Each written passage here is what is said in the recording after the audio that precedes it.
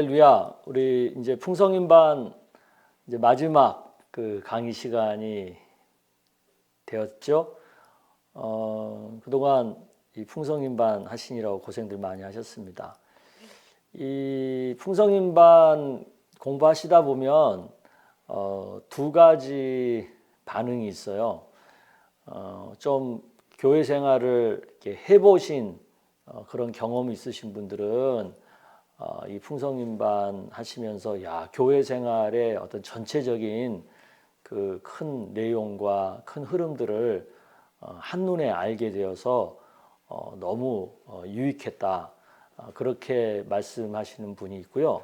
또 한편으로는 이제 교회 처음 오시는 분들, 그야말로 교회 생활이 굉장히 그 첫 경험이신 분들 있잖아요. 그분들 입장에서는 또 이 풍성인반이 굉장히 어렵게 와 닿았다. 좀 사용하는 말도 굉장히 익숙하지 않았고 심지어는 뭐 외국어를 듣는 듯한 그런 생소함이 있었다.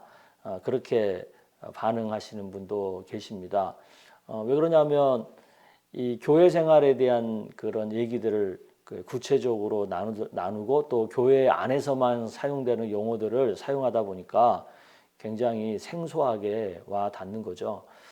그게 당연하다고 생각이 듭니다. 이 풍성인반은 어떻게 보면 풍성교회에서 교회 생활하는 데 있어서 어떻게 교회 생활을 해야 되느냐 하는 것을 설명해 주는 어떤 매뉴얼과 같은 거예요. 그래서 우리가 그 핸드폰 사면 매뉴얼 읽어요, 안 읽어요? 안 읽죠. 안 읽게 되면은 우리는 핸드폰을 그야말로 전화 받고 문자 보내는 정도만 내가 좀 평소에 알고 있는 정도로만 활용하고 말죠. 그러나 매뉴얼을 찬찬히 읽고 그 매뉴얼을 매뉴얼대로 이렇게 연습해 보신 분들은 그 핸드폰이 갖고 있는 그 전체적인 모든 기능을 이렇게 잘 사용해서 핸드폰을 굉장히 유용하게 알차게 사용하게 되잖아요. 그런 것과 같아요. 이 풍성인반도 교회 생활의 매뉴얼입니다. 그래서 이것을 매뉴얼을 가지고 찬찬히 연구도 하고 찬찬히 읽어보고 찬찬히 자기 교회 생활에 적용을 해보신 분들은 풍성교회 안에서의 풍성한 그런 교회 생활의 기쁨을 누릴 거예요. 근데 이 매뉴얼을 공부 안 하고 또 이 매뉴얼을 공부했지만 이것을 구체적으로 삶에 적용하지 않게 되면 교회 생활의 풍성함을 상대적으로 못 누리게 되죠. 그래서 바라기는 이제 풍성인반을 마치는 마당에 제가 부탁을 드린다면 이건 매뉴얼이다. 그러니까 이것을 수시로 어렵고 풍성교회가 뭐 하는지 궁금하면 이것들을 참조하셔서 이 매뉴얼을 잘 활용하셔서 풍성교회 생활의 즐거움을 풍성하게 누리셨으면 좋겠다. 그 누리는데 활용이 되었으면 좋겠다 하는 부탁을 드립니다. 한 술에 배부를 수 없다고요. 뭐 한 번 들었다고 한 번 배웠다고 어떻게 모든 것을 다 잘할 수 있겠고 모든 것이 어떻게 다 금방 익숙해지겠습니까? 하나하나 한 걸음 한 걸음 자꾸 반복하다 보면 훨씬 더 교회 생활이 즐겁고 또 교회 생활이 보람되고 또 교회 생활 속에서 하나님 주시는 은혜와 복을 풍성하게 누리게 될 줄로 믿습니다. 오늘은 마지막 시간으로서 복음에 대해서 전체적으로 한번 생각해보는 그런 시간을 가지려고 합니다. 아마 오늘 이 말씀을 듣기 전에 이미 우리 그 전도 폭발반을 통해서 복음 제시를 경험을 하셨을 거예요. 그것을 통해서 복음이 뭐다라는 것에 대한 이해를 기본적으로 하셨을 거라고 생각이 드는데 저는 좀 더 큰 그림 속에서 좀 더 구체적으로 단계적으로 우리 복음이 말하는 것에 대한 얘기를 마지막으로 여러분과 같이 나누게 되기를 원합니다. 왜냐하면 그만큼 신앙생활에 있어서 복음이 중요하고 복음이 우리 기독교의 핵심이라는 거죠. 이 시간을 통해서 다시 한번 새롭게 하시고 또 제 강의뿐만 아니라 이 교재에 자세히 써 있으니까 또 꼭 교재를 찬찬히 또 반복해서 읽어볼 수 있기를 바랍니다. 자, 사람들이 물어요. 왜 교회 다니냐고. 그리고 당신은 예수 믿습니까? 왜 예수를 믿습니까? 그렇게 물어요. 이 물음에 대한 답이 어떤 답이냐가 굉장히 중요합니다. 우리가 교회 다니는 이유는 뭐 사람을 만나러 다니는 것도 아니고요. 물론 그건 면도 없지는 않죠. 그렇지만 교회 다니는 가장 큰 이유, 본질적인 이유, 또 예수 믿는 가장 본질적인 이유, 그것은 바로 구원받기 위해서거든요. 구원받기 위해서. 그러니까 우리가 이 교회 생활을 하면서 가장 중요하게 생각하면서도 가장 기본이 되는 것이 이 구원에 대한 이해입니다. 도대체 기독교가 말하는 구원이 뭐냐? 이것을 온전하게 바르게 잘 이해해야 바른 교회 생활 그리고 온전한 교회 생활이 시작이 될 수 있는 거예요. 자, 그래서 구원에 대한 얘기를 오늘은 생각을 해보려고 합니다. 만약에 우리가 지금 당장 아니면 오늘 밤이라도 죽는다 가정을 해봅시다. 그러면 여러분들은 천국 갈 자신 있습니까? 한번 진지하게 생각해 보세요. 내가 오늘 밤이라도 죽는다면 천국 갈 자신이 있는가? 또 여러분이 이제 천국 문 앞에 이르렀다고 가정합시다. 근데 그 천국 문을 지키고 있는 그 하나님께서 내가 왜 너를 이 천국에 들여 보내야 되냐? 내가 왜 너를 천국에 들여 보내야만 하지? 라고 질문을 하신다면 여러분들은 그 질문에 뭐라고 대답을 할 수 있겠습니까? 지금 당장 이것에 대해서 분명하게 답을 할 수 없다.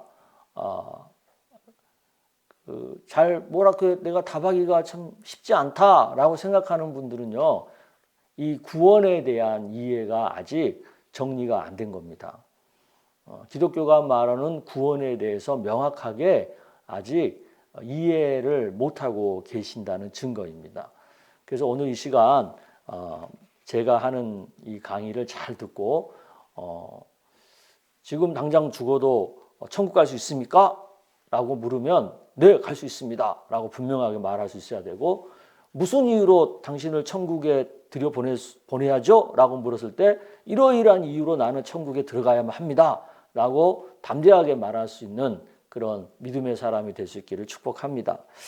자, 그러면 왜 우리가 구원을 받아야 되느냐라는 것을 알아야 되겠죠. 왜 구원을 받아야 되느냐? 여러분 교재에 보시면 제가 두 가지로 정리를 해놨어요. 하나는 우리 인간은 하나님 앞에서 죄인이기 때문에, 그리고 이 죄인은 죽기 때문에.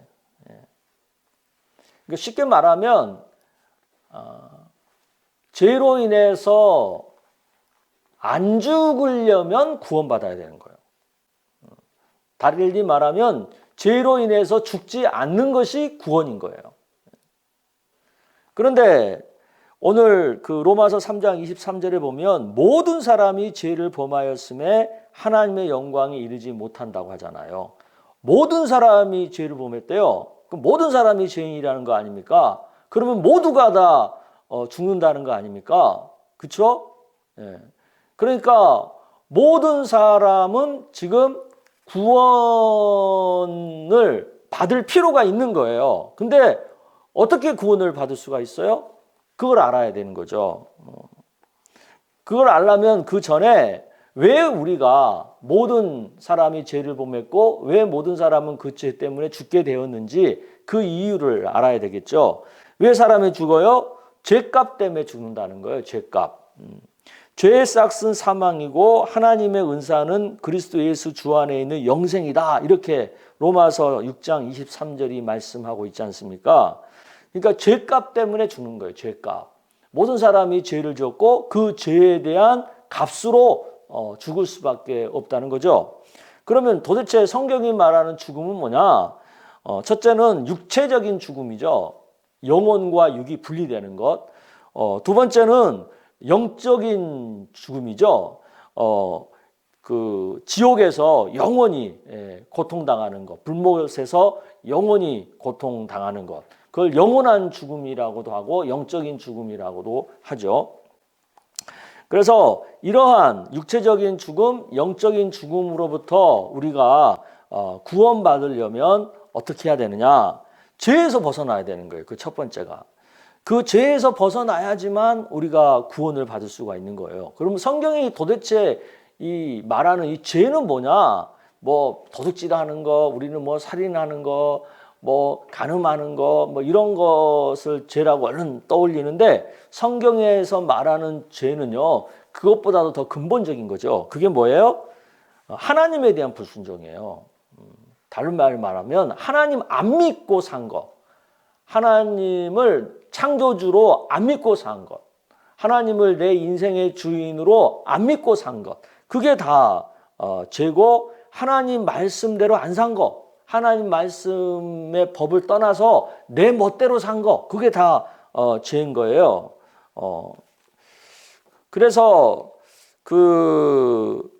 우리는 이제 죽을 수밖에 없는 거죠. 그 죄값으로 인해서. 그런데 구원은 뭐예요? 이 죄에서 벗어나서 그 죽음으로부터도 벗어나는 것이 구원인 거죠.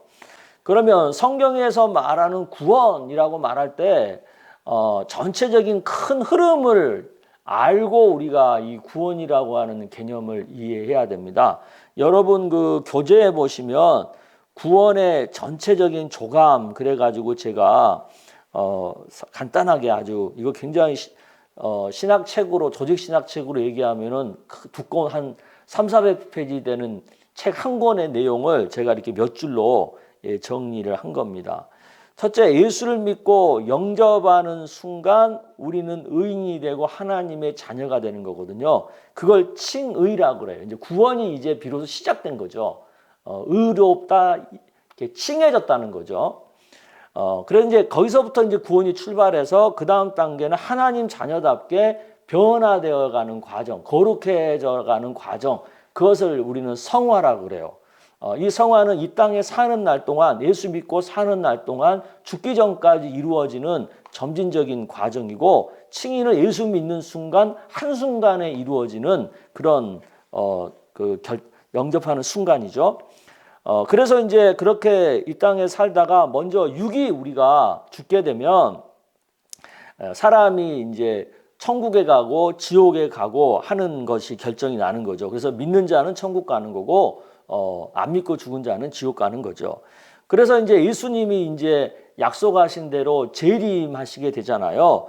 그러면은 이미 그 재림 전에 죽은 사람들은 다시 부활하는 거고, 예수님 재림하시는 동안에 여전히 살아있는 사람들은 공중으로 이제 휴가된다고 하죠. 휴가돼서 심판을 받게 되는 거예요. 재림하신 예수님에게서 심판을 받아서 그 믿음의 여부에 따라서 새하늘과 새 땅에서 주님과 영원토록 사느냐, 아니면 안 믿어서 불못에 떨어져서 영원토록 지옥불을 경험하면서 사느냐, 이것이 이제 먼저 결정이 나고, 그 다음에 신자들의 성화된 정도에 따라서 또 얼마나 선교적인 삶에 헌신된 삶을 살았느냐, 그거에 따라서 상급이 결정이 나는 거예요. 그리고 또 죄인들도 얼마나 더 악하게 나쁜 죄를 많이 짓고 샀느냐, 그거에 따라서 고통당하는 정도가 또 결정이 나는 거예요. 이런 심판이 예수님 재림 후에 있는 거죠. 이런 심판 이후에 구원의 최종적인 단계가 뭐예요? 새하늘과 새 땅에서 영원히 사는 것. 그것이 구원의 최종적인 모습이고, 또 불신자들의 심판의 최종적인 모습은 불못에서 영원토록 꺼지지 않는 불에서 고통당하는 그런 모습으로 나타나는 거죠. 이것이 성경에서 말하는 구원이라고 하는 전체적인 그림의 모습입니다. 그런 면에서 이제 우리가 구원을 좀 생각을 해보자고요. 먼저 구원을 받으려면 어떻게 해야 되겠어요? 죄값으로 죽는다고 했으니까 이 죄의 문제를 해결해야 되잖아요. 이 죄값을 지불을 해야 되잖아요. 그러면은 이 죄 문제가 해결되지 않겠습니까? 근데 그 죄값을 누가 지불해 주셨다는 거예요? 예수님이 지불해 주셨다는 거죠. 어떻게? 십자가에 못 박혀 돌아가심으로. 죄값은 사망이었으니까 예수님이 십자가에 못 박혀 죽으심으로 죄값을 지불하신 거죠. 근데 죄인이 자기 죄 때문에 죄값을 지불한 것은 의미가 없잖아요. 아무 죄가 없는 예수님이 우리를 대신해서 죄값을 지불해 주셨다는 것이 의미가 있는 거고, 그렇기 때문에 우리가 우리를 대신해서 죄값을 지불해 주신 그 예수님을 믿을 때에 내 죄값이 대신 예수님을 통해서 사해지게 되고 죄의 문제가 해결이 되는 거죠. 그래서 예수님을 믿으라고 하는 거예요. 왜? 예수님이 우리를 대신해서 죄값을 지불해 주셨기 때문에. 그래서 사도행전 4장 12절에 이렇게 얘기하는 거잖아요. 다른 이로서는 구원을 받을 수 없나니 천하 사람 중에 구원을 받을 만한 다른 이름을 우리에게 주신 일이 없습니다. 그 얘기는 뭐냐면 우리의 죄를 대신해서 죄값을 지불하신 이가 예수님 말고는 아무도 없다는 거예요. 그렇기 때문에 예수님을 믿어야지만 우리가 죄값을 해결하고 구원을 받을 수 있다라고 말을 하는 거예요. 그래서 예수를 믿으라. 그리하면 너와 내 집이 구원을 받으리라. 이렇게 성경은 분명하게 선포하고 있는 것입니다. 다시 한번 강조합니다. 왜 예수님을 믿어야지만 구원받아요? 예수님만이 십자가로 대신해서 우리의 죄값을 지불해 주셨기 때문에 예수님을 믿어야지만 구원받을 수 있는 거예요. 우리가 이제 이렇게 얘기하다 보니까 이제 세상 사람들은 너무 기독교는 편협하다. 예수님만 믿어야 구원받는다고 하는 게 어딨냐. 석가모니도 있고 공자도 있고 뭐 모하메드도 있고 뭐 여러 가지 얘기하면서 꼭 예수님만 믿어야 구원받냐 이렇게 그 기독교를 너무 편협하고 배타적이라고 비판을 하는데 그것은요 예수님 말고는 그 누구도 죄값을 대신해서 죽은 사람이 없잖아요.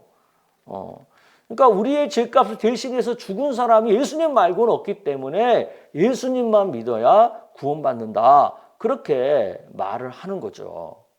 아시겠죠? 예. 그러면 우리가 예수님을 믿는다고 말할 때 그 믿음, 그 믿음이 중요한 거예요. 거짓 믿음, 가짜 믿음 갖고는 안 되잖아요. 예.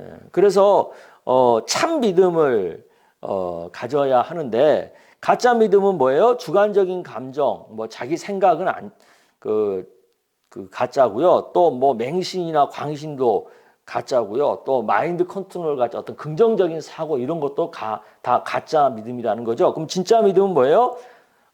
지적인 동의, 온전한 그런 어떤 진리를 알고 그것에 대해서 먼저 지적인 동의를 해야 되는 거죠.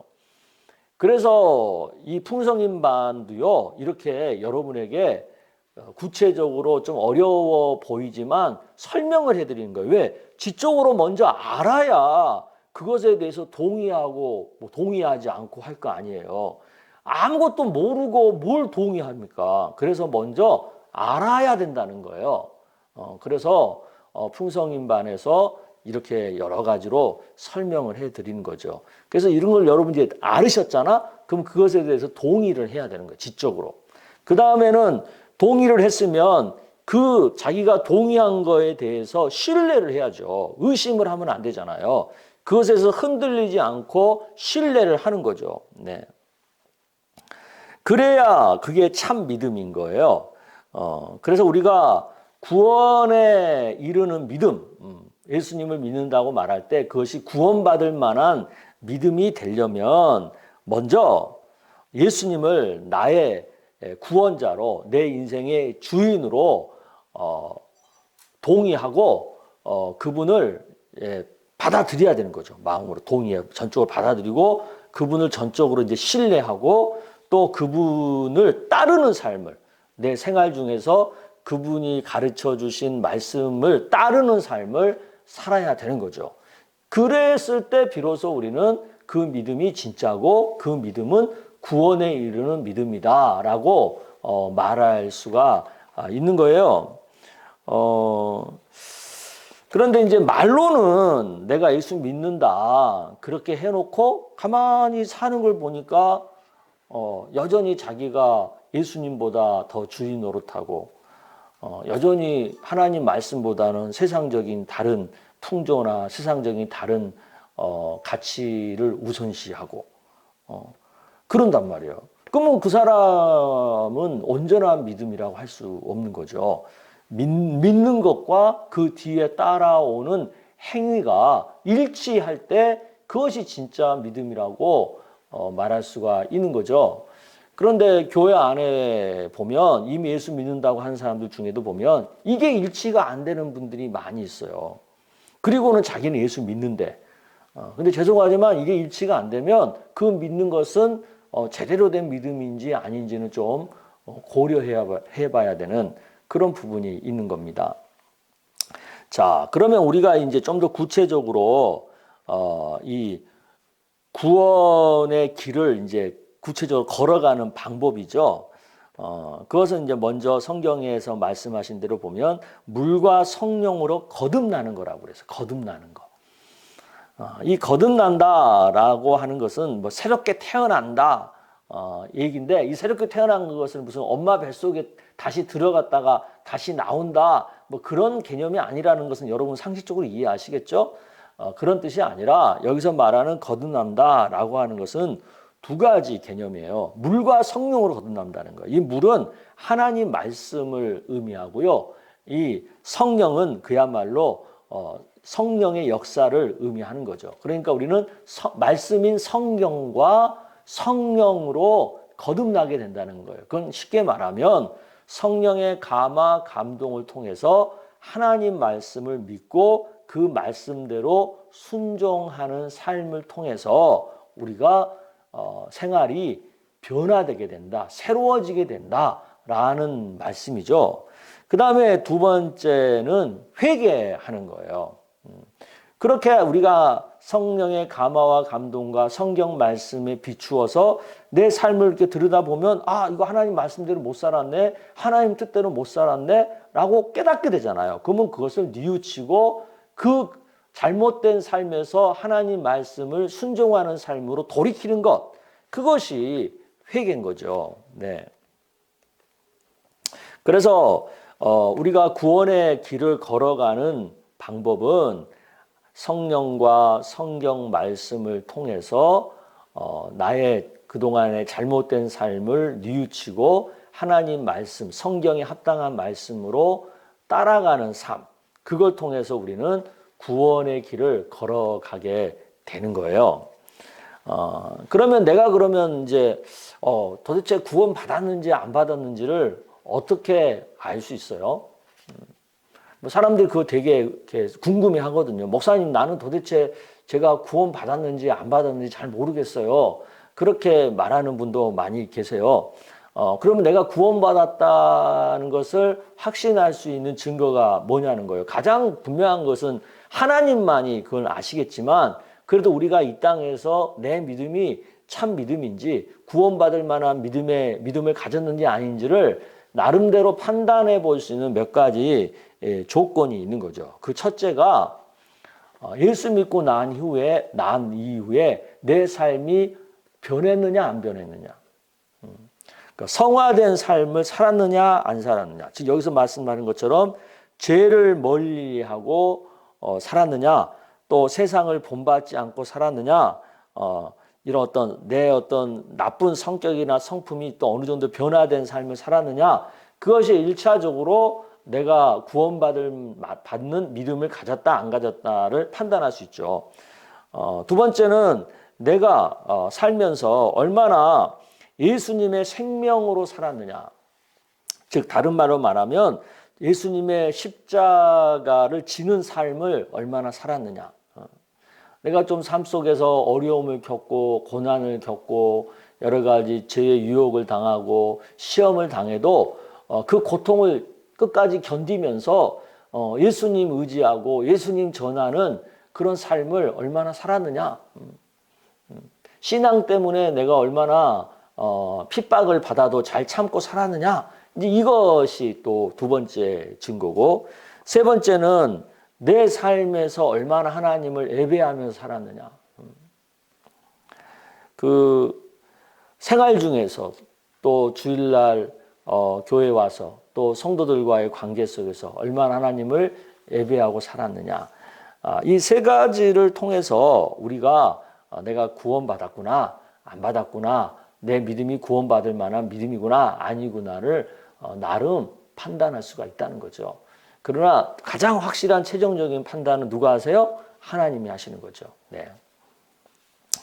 그래서 이 시간에 이 풍성인반에 함께하고 계시는 여러분들이 하셔야 될 일은 뭐냐면 예수님을 나의 구원자, 예수님을 내 인생의 주인으로 인정하고 모셔드리는 거예요.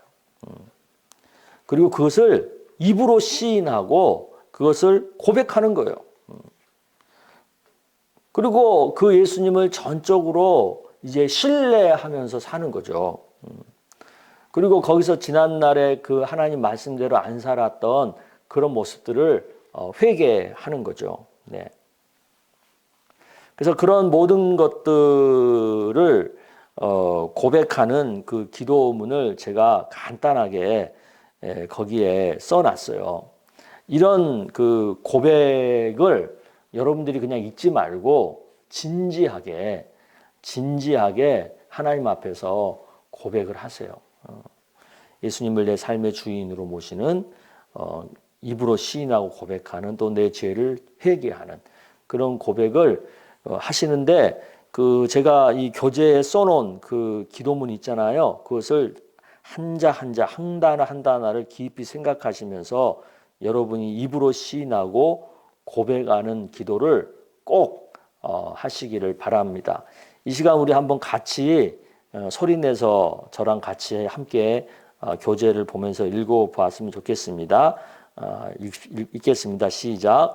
저는 예수님이 저를 구원하시기 위하여 십자가에 죽으셨다가 부활하신 것을 믿습니다.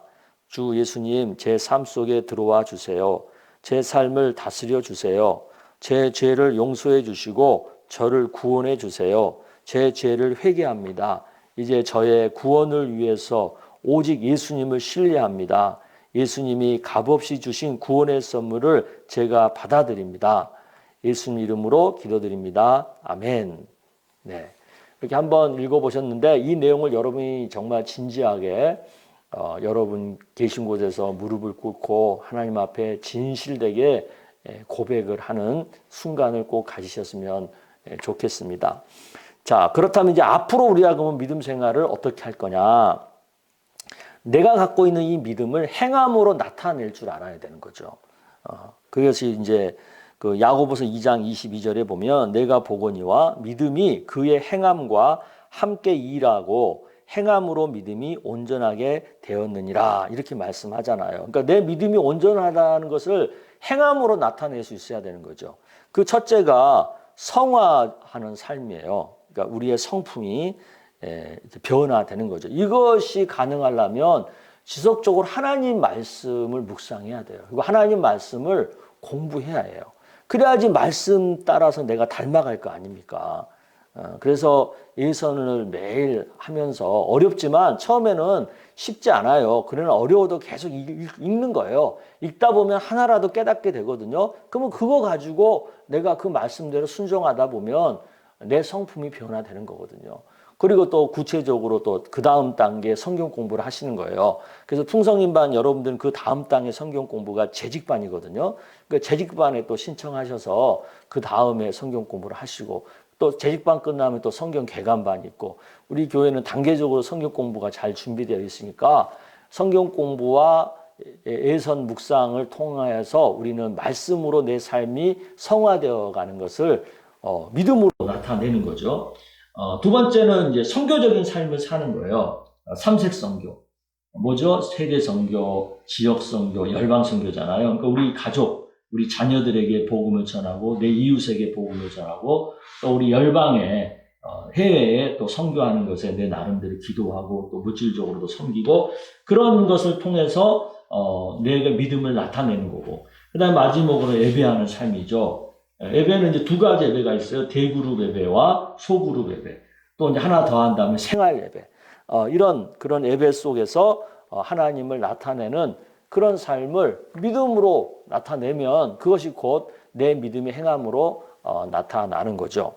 이것이 바로 이제 우리가 앞으로 이제 계속해서 해 나가야 할 삶이 되는 것입니다. 아멘. 이것이 바로 교회 다니는 이유이고 교회 생활하는 모습이고 또 우리가 하나님과 함께 동행하는 구체적인 삶의 모습들이 바로 이런 것들이에요. 오늘 제가 전체적으로 이렇게 드린 말씀을 잘 기억하고 작은 것 하나라도 이렇게 실천을 해보세요. 어떻게 하루아침에 모든 것을 확 바꿀 수는 없지 않겠어요? 그러니까 점진적으로 하나하나 이 말씀대로 살다 보면 우리가 성화되고 또 예수님을 전하는 선교적인 삶을 살게 되고 또 예배하는 삶을 살게 되어서 내가 구원에 이르는 그런 복을 받게 되는 것입니다. 그동안 풍성인반 하시느라고 너무 수고하셨고요. 오늘 이 시간을 마지막으로 해서 이제 여러분들은 풍성인반을 마치게 되고 이제 비로소 여러분은 우리 풍성교회의 풍성인 멤버가 되는 거예요. 그래서 이걸 명심하시고 이제는 풍성인답게 믿음 생활을 잘 할 수 있는 은혜가 있기를 바랍니다. 오늘 마지막 시간이니까 제가 기도하고 마치도록 하겠습니다. 기도하겠습니다.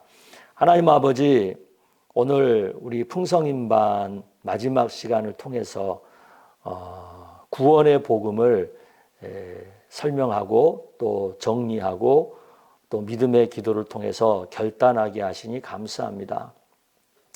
우리가 왜 예수님을 나의 구주로 믿고 그 예수님을 따르는 삶을 살아야 되는지 오늘 비로소 깨닫고 그 길만이 구원에 이르는 길이라는 것을 깨닫게 됩니다. 풍성인반을 마치는 우리 모두는 예수님을 참 믿음으로 믿고 또 그 믿음 바를 성화된 삶과 선교적 삶과 예배하는 삶을 통해 행함으로 온전한 믿음의 자리에 이르러서 구원을 받는 성도들이 다 되기를 원합니다. 그래서 우리 풍성교회에서 풍성인으로서 하나님이 기뻐하는 믿음의 삶을 다 살 수 있도록 축복하여 주시옵소서. 그동안 수고한 모든 이들에게 은혜를 베푸시고 저들의 삶이 하늘의 귀한 은혜와 복으로 충만케 하여 주시옵소서. 예수님의 이름으로 기도드리옵나이다. 아멘. 네, 감사합니다. 네, 우리 그러면 수료식 때 뵙도록 하겠습니다. 안녕히 계십시오.